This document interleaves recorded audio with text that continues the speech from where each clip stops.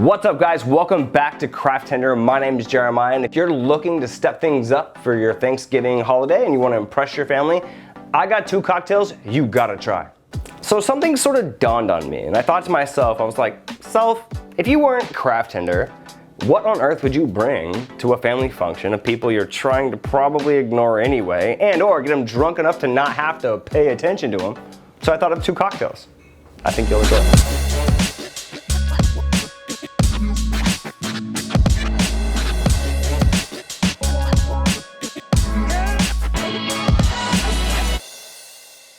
So on today's episode, we're gonna make two of my favorite cocktails. I make them for my friends, I make them for my family. They're two of the most important things that I think I look for in a cocktail during the autumn time, especially during Thanksgiving. So first thing, an old fashioned with a sweet autumn spin on it to give us a little bit of that like warm, cozy feeling, a s'more old fashioned.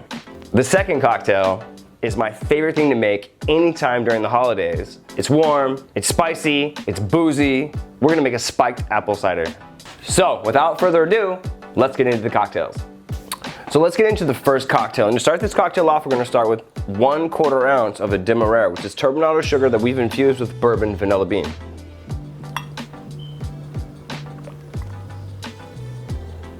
Now once you have your sugar in, it's pretty simple. 2 different bitters. We're gonna go 3 dashes apiece. First one, Fee Brothers Aztec Chocolate Bitters. We'll follow that by 3 dashes of orange bitters.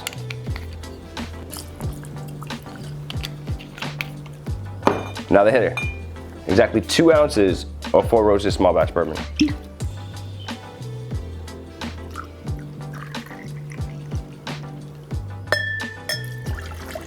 So now that we have all the ingredients in, let's make sure we get large ice. I've stacked it with a few cubes. I'm just gonna break down a larger piece so that we get the right dilution. And remember guys, anytime you're making an old fashioned, pay attention to how many revolutions you're giving this cocktail. Again, we don't want to overly dilute it, we just want to increase the temperature, give the right dilution rate. So I'm looking probably around 15 to 20 revolutions.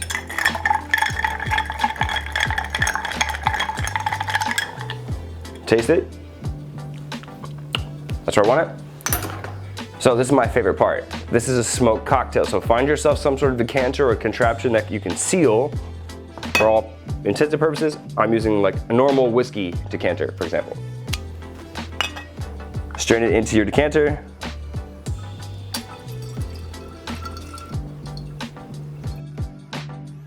So because this cocktail during this time of the season reminds me of something like cold weather and camping, and we always did that in the later part of the year in my family, I really want to make sure that we can get and replicate that type of smokiness into the cocktail. So average smoker, you can find this on Amazon for like $100. The way it works is you load it in with wood chips. And you're gonna feed in the tube into the top of your decanter. Grab yourself a match.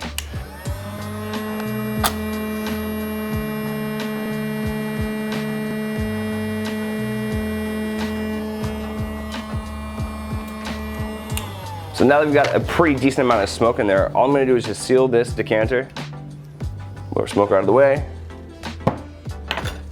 And here's the trick, right? Don't let it sit too long, because the longer you let it sit, that smoke's actually gonna taste burnt. So just grab your decanter, and you're simply just gonna roll. Roll the cocktail in the decanter. All right, guys. At this point, our cocktail's been smoked. Let's stage our cocktail. Any bucket glass will do. So now our cocktail's been sitting in the smoke a little bit, not too long to where it'll taste burnt, but what I'm thinking about when I think about s'mores is I want to get graham cracker into the cocktail without physically putting it into the cocktail. So I took a little bit of the demerara syrup and a paintbrush, and all I'm gonna do is coat one side of the glass and rim the cocktail with crushed graham cracker. All right, graham cracker crust on. Now let's ice the cocktail. 1 large cube in and pour in.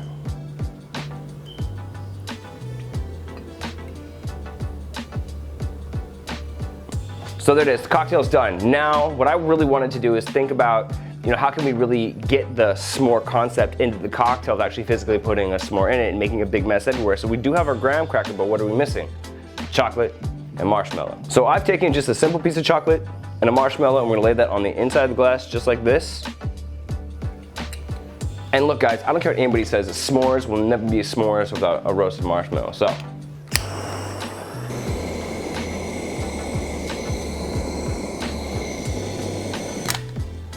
And there you have it, guys. S'mores old fashioned. All right, guys, one down, one to go. So the next cocktail I'm gonna make is probably my favorite cocktail when it comes to the holiday seasons, right? Automatically, I think any Thanksgiving, any Christmas, anytime you give me an opportunity to basically have spiked cocktails, I'm gonna do it. So to start off the cocktail, we're gonna start with 2 ounces of Calvados. Calvados is basically just apple brandy. Now you can use bourbon if you want. I'm gonna go with apple brandy because look, when it comes to ciders, it's all made from apples anyways, and I like to play directly to the ingredients. So 2 ounces, apple brandy.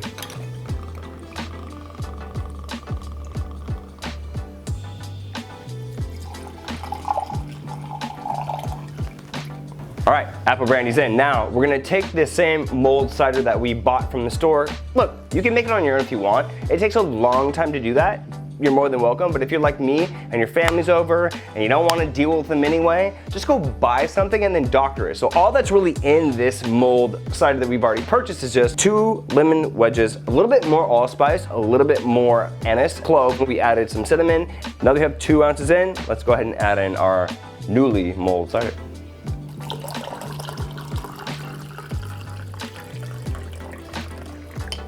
All right, guys, cocktail's complete, but here's the thing. You're making it for your family, it is Thanksgiving, and as much as you don't want to deal with them, I'm kind of the same. Make it look kind of pretty, right? Because at the end of the day, this is a really, really, really good cocktail. So look, 1 star anise pod. And we're gonna take that, and all we're gonna add is simply 1 Honeycrisp apple. You boil it down with a little bit of salt to make it pliable, roll it together, and then garnish cocktail. And there you have it, guys. The right way to do a spiked cider. So there you have it, guys. And for more cocktails just like these that definitely don't suck, you already know what to do. Otherwise, we'll see you next time.